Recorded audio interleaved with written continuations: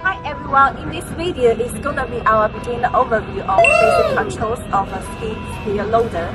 We are using ZOOMLION ZOOMLION today. It looks really smart and flexible. It can work in narrow space, which replaces manual handling, slack cleaning, crashing, and so on. It saves labor costs, reduces safety risks, and ensure the progress of the construction period. Also, it can equip with more than 200 of functional jewelry. Now I'm going to try it. Come with me.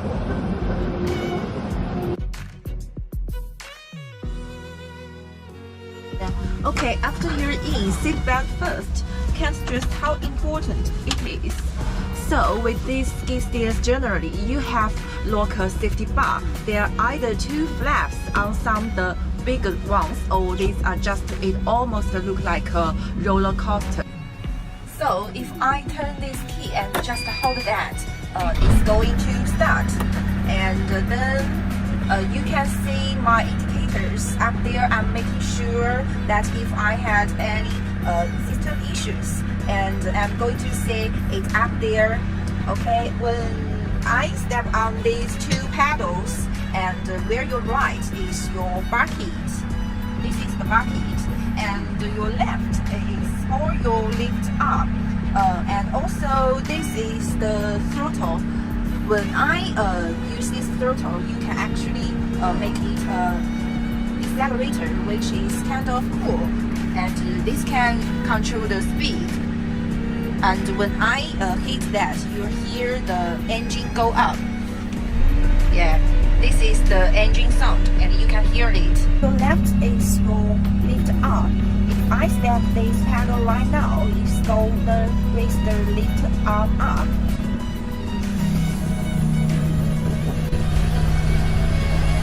Okay, and it go about halfway up here. If I step right pedal, this is the bucket pedal. It's going to open the bucket. You see, the bucket will open. Yeah.